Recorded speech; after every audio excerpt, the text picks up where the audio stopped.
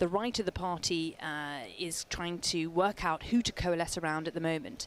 And after Suella Braverman, the Home Secretary, made the most hardline speech to date on migration and made a public threat to quit the ECHR, Kemi Badenoch clearly doesn't want to be outflanked. She again is saying in the Sunday Times today that it's an option that's got to be on the table, and it really risks splitting the party. Kemi Badenoch piles the pressure on Sunak to quit the ECHR. Now, this interview by Caroline Wheeler and Harry York in the paper today is a really interesting one because it spans a lot of different topics, Lucy.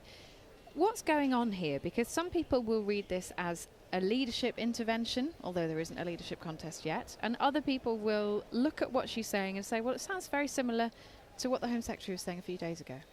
Well, look, Kate, I think you're absolutely right on both counts. We have to read this in the context of the party faithful gathering here in Manchester for 4 days. It will be something of a beauty contest. We know there's going to be a general election next year if the Conservatives lose power.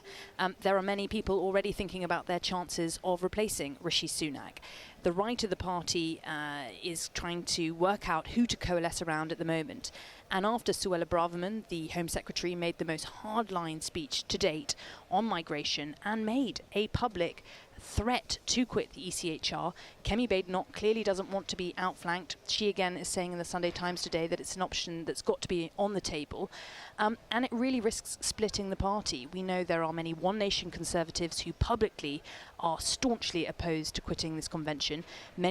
Several cabinet ministers privately very opposed to it as well. So Rishi Sunak is in a difficult place. What he has said to date is that he is able to stop the boats within the bounds of the UK's international obligations as they stand, while the UK remains in the ECHR. But for how much longer that line can hold remains to be seen, because, you know, he isn't getting a grip on this issue of clandestine migration. I mean, Laura, you're an expert in communications. How much of this talk around the ECHR, which is in that interview again today, is just lip service? Because the reality is that actually it would be quite difficult. The UK has written this into law anyway. It's in the Human Rights Act, I think in 1998, in this country's legal system. How much of this is just posturing and how much of it is reality? I think, you know, we're seeing sort of, I say, two tribes go to war here, but this is what party conference is about, isn't it? It's all these ideas and the different groupings of the party coming together. But we also need to look at the manifesto and the ideas that will end up in that. That's being debated and written at the moment.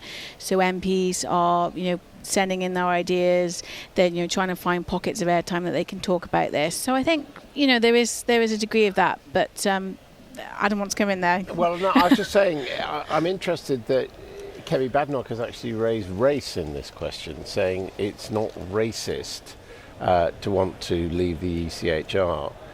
And I'm just wondering, who's been saying it is racist to want to leave the ECHR? I can't. No, it's a very good point, Adam. It's classic strawmanism, isn't it? I don't think anyone's brought that into the conversation. But of course, there has been this wider point made this week by Braverman about multiculturalism having failed under her assessment, and the very public slapdown from Sunak later in the week, saying he thinks the multiculturalism has been a big success. Now, we've also got, Laura, the Sun's front page. Rebels bid to upstage conference, Rishi tax ambush. We were talking to Jake Berry about this earlier on, and we're going to get a stronger version at the rally tomorrow that Liz Truss is holding, along with Priti Patel and others. Do you see this as unhelpful for Tory MP? Well, first of all, the one we've got today, the 30 Tory MPs saying, I pledge to my constituents I won't vote to put up taxes. Is that helpful or unhelpful, do you think? I think 30 is not a large number, really, is it? I think, you know, probably number 10 will be looking at it, keeping tabs on it. But again, you know, it's the idea, it's the chance for members and MPs to come together and debate. And, you know, I think tax policy, tax cuts is going to be a central part of the manifesto and the campaign. You know, we can probably all recall those 5 pledges. Maybe we dream about them, maybe we don't. Are we going to have some more?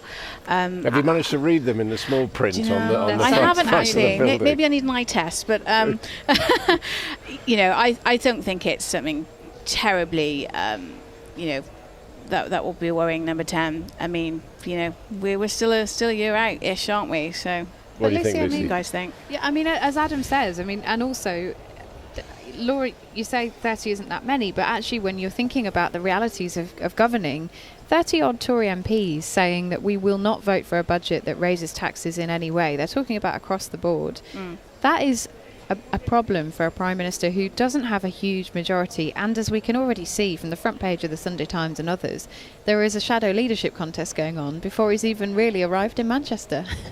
Yeah, look, I think this is a growing problem for Sunak, and not least because we've had Michael Gove out on the airwaves today saying that he very much thinks that there needs to be pre-election giveaways. He would like to see those focused on workers. That's a clear shot across the bows, isn't it, to the government, where we know they're looking at the moment at cutting inheritance tax as a big sweetener to older, wealthier voters in the next general election.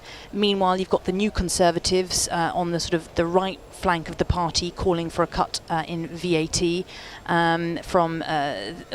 sorry, not a cut in VAT. They want the threshold at which it's levied on small businesses to rise from £85,000 to £250,000. They think that would help the party rebuild its 2019 coalition, help the small businesses like plumbers, electricians, beauty salons that have fallen into this the VAT trap at that threshold. So I think it is a problem, and it's a problem for Downing Street and the Treasury because there are so many different competing demands on which kind of tax cuts should be made before the election that are now being publicly aired. Laura, what do you think? I mean, are tax cuts always a way to get votes?